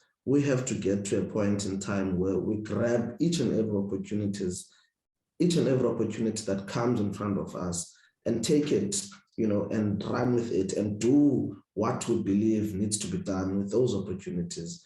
We can no longer sit and wait to say that we want to be given opportunities. Why are we not being given opportunities? But we have to create our opportunities. After creating our opportunities, if there are no other opportunities available, we grab the opportunities that have been put before us that are available. We put ourselves, I always say to my friends as well who ask about, applying for jobs. And I say, we must stop also with this mentality that when you see a post and it says that it wants someone with this amount of years of experience, and you decide that you are not going to apply because you don't have that experience, you should put yourself out there and expose yourself, and I always say that sometimes it just takes an interview. Being given an interview could change your life at that particular time, even though you had thought that you do not qualify for that position. So with that being said, I'd like to thank everyone for this opportunity, and just to say that the future of this country and the future of this world in general belongs to young people, and it is our role as young people to put ourselves out there and to push ourselves, to expose ourselves to different things so that we could be able to be the change that we want to be in this country. Thank you so much. Thank you so much, Lwazi. That's absolutely inspiring, as some people have said in the chat. And it's just wonderful to see how you've gone back, how you've put yourself out there, and you're really putting yourself out there amongst the 60 pluses and saying, we can make it happen. And I would like to put myself out there and say, and I'm not sure if I'm talking out of turn, Jamala, but I really feel Lwazi has so much to say, and all the other organizations have so much to say, and we haven't been able to explore that fully. And maybe we can set up some sessions where Lwazi will talk to us for half an hour. We can ask questions where the Food Security Initiative people, Abram from Innovation Africa, can all have a chance to interact with people so that questions can be asked. I'm so sorry that we don't have time now to do that, but this is just a taster, and a fabulous taster. Thank you so much to all of you for being here and for giving us wonderful compliments, for being our family. So I say, fam, I'm afraid it's time to close the meeting, but this is just a springboard for more engagements, I think, with our participants and with our partners. And I'd like to call on John Dammer to officially close our meeting and say thank you. Good afternoon, everybody. Is it afternoon? Yes, it is afternoon. Corinne, whilst there is an advantage of having virtual meeting in the sense that we can accommodate more people, I really miss the entertainment sections, whenever we have an opportunity to come together, particularly the beneficiaries of our community transport program, the Magnet Theatres and the College of Magic. But be that as it may, we can have that vote when the opportunity arises. I first of all would like to extend a thank you to our beneficiary partners. You complete the circle of the HCI Foundation's reasons for existence. You give practical effect to the trust's objectives and mission. And through our beneficiaries, we are able to measure the impact that the foundation has set itself in the areas of education, of environmental protection, and in development and enrichment. So without you, we really wouldn't be able to operate as a foundation.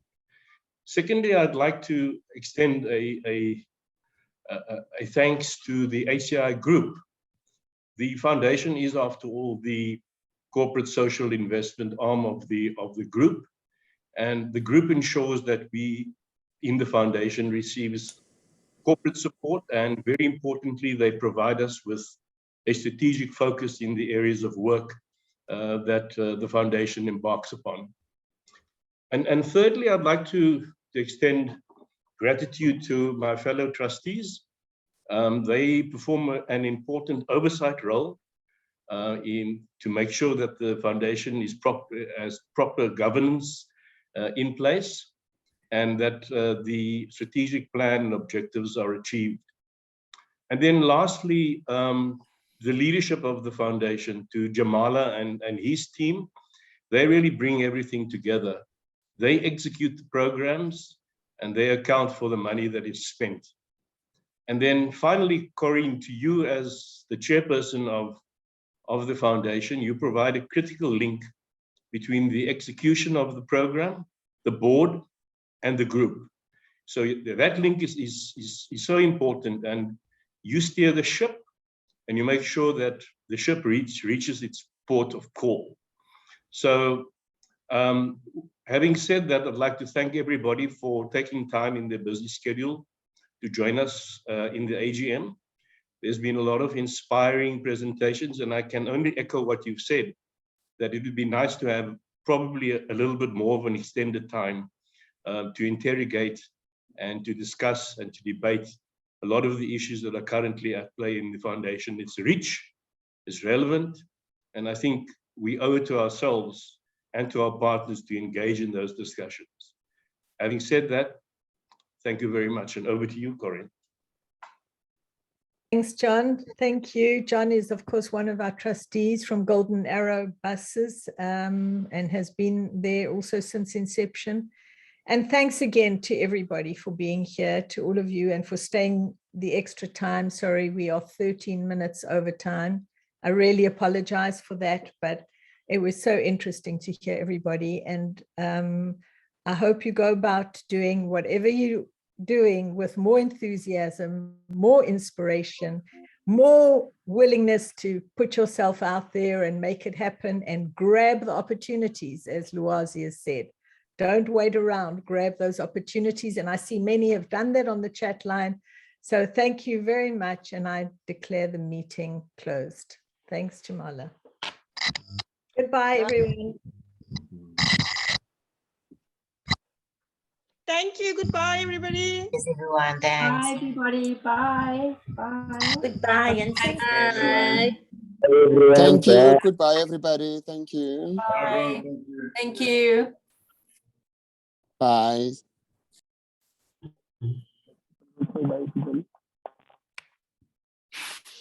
Goodbye.